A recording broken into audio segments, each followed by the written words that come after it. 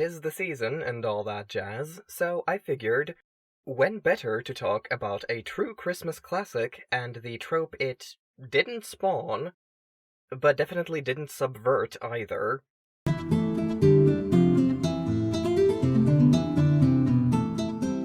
I am, of course, talking about Charles Dickens's A Christmas Carol, in its objectively most superior form, the Muppet Christmas Carol. And no, I'm not going to be taking notes on that opinion. We're all familiar with the basic beats of the story by now.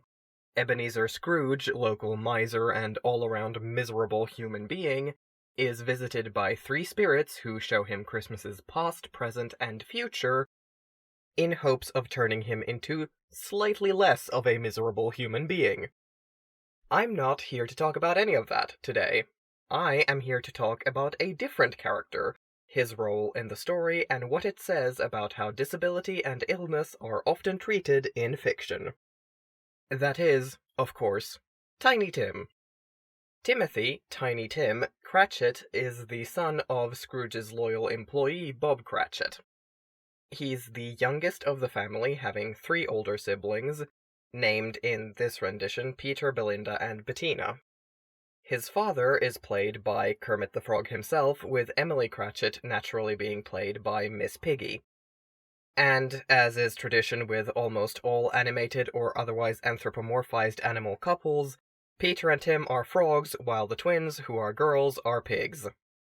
This is besides the point of the video, but it is a long-standing pet peeve of mine, so I figured I'd mention it. Tiny Tim's part in the story is perhaps fittingly, given his moniker, Tiny. Despite that, he is classed as a major character, because the role he does play is very tightly woven with the themes of the story. He is introduced to us being carried home from church on his father's shoulder. They sing a heartwarming tune together as they walk down the street and are welcomed home eagerly by their family. Tim and his siblings go to set the table, during which Tiny Tim is overtaken by a cough and hurried into his chair by his worried mother. His parents and him talk about how things went at church, and this little nugget is shared. He told me that he hoped the people saw him in church because it might be pleasant for them to remember upon Christmas Day who made lame beggars walk and blind men see. A remarkable child. And trust me, I have plenty of feelings about the ableism present in a lot of Christian doctrine, but again, not the point. Either way, this moment, as all moments in this tale, exists to teach the protagonist a lesson. And Scrooge comes away from this sight admiring Tiny Tim for being oh so pure and good and worrying for his health. Even more so when the ghost of Christmas Present warns him that the boy might die if things remain as they are. He also sees the warmth and love of the Cratchit family and finds something worth admiring there. Of course, we all know that when the ghost of Christmas Yet to Come arrives, the scene is not so cheerful. Tiny Tim is dead and his family mourns him. Bob talks about going to the churchyard to pick a grave plot for his son, one on the hill where you can see the ducks in the river. But things are not set in stone, and the spirits succeed in their mission with Scrooge. This future will not come to pass. As Mr. Dickens was kind enough to clear up, Tiny Tim does not die, and Scrooge becomes a second father to him. His ailment, whatever that was exactly, could be treated in time thanks to Scrooge's change of heart and Bob Cratchit's higher wages. Nice, happy ending, good night, and God bless us everyone, and all that nonsense.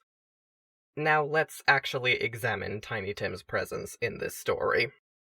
This being a cautionary tale of sorts, most things within it exist to teach Ebenezer Scrooge a lesson. Tiny Tim is no different in this respect, and yet he is, because he is one of the oldest and best-known examples of inspiration porn. What TV Tropes calls the inspirationally disadvantaged. There's a fair amount of crossover with the littlest cancer patient here too, but that's what happens whenever we try to divide things into neat categories, inevitably things will exist that are more than one thing at once. Tiny Tim is a disabled character who exists purely and only to teach our able-bodied protagonist a lesson. Which he does while being too good for this dark, sinful world. Too pure. If Tiny Tim with his crutch and his non-specific illness can see good in the world and be good in turn, then by gum so can Ebenezer Scrooge. That whole deal. And again, I am aware of the kind of story that A Christmas Carol is. It is a morality play about greed and the dangers of it. It exists explicitly for its main character to learn and become better. The problem with Tiny Tim is that he, and by extension his disability and illness, exist only to take hold of Scrooge's rapidly growing guilt and twist the knife.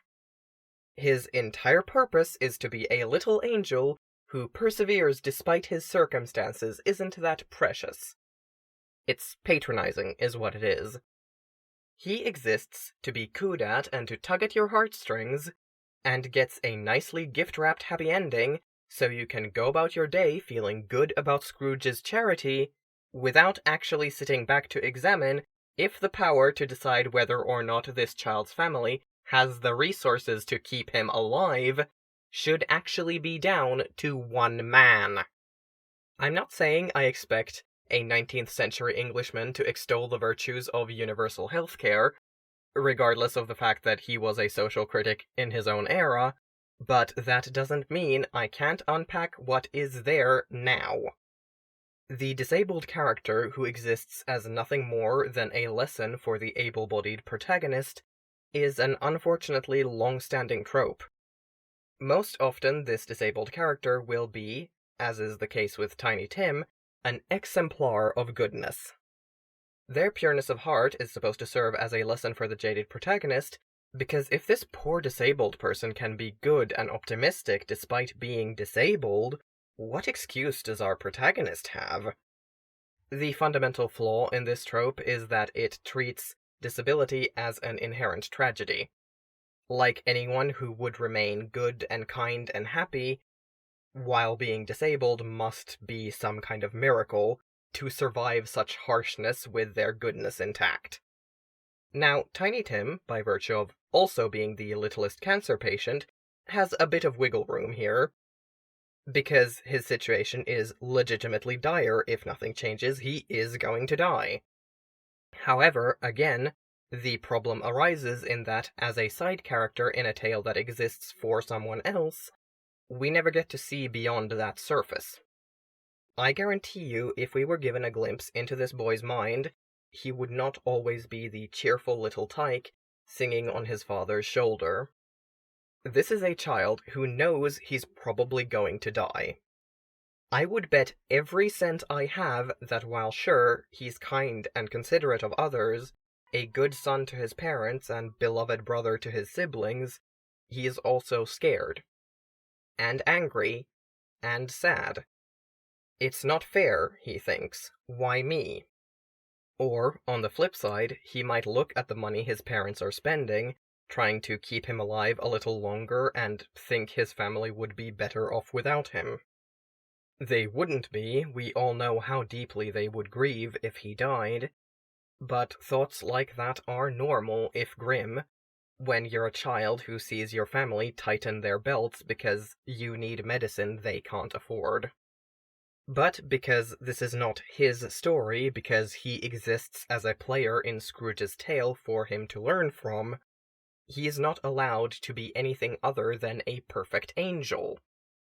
Except, that's not necessarily true.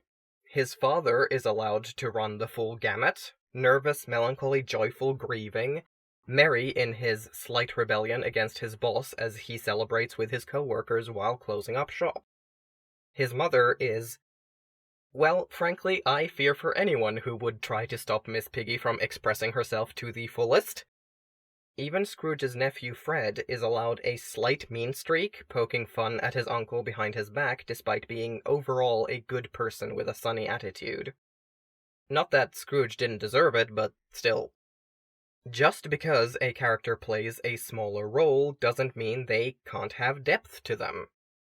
But Tiny Tim? No. He can only ever be pure as the freshly fallen snow.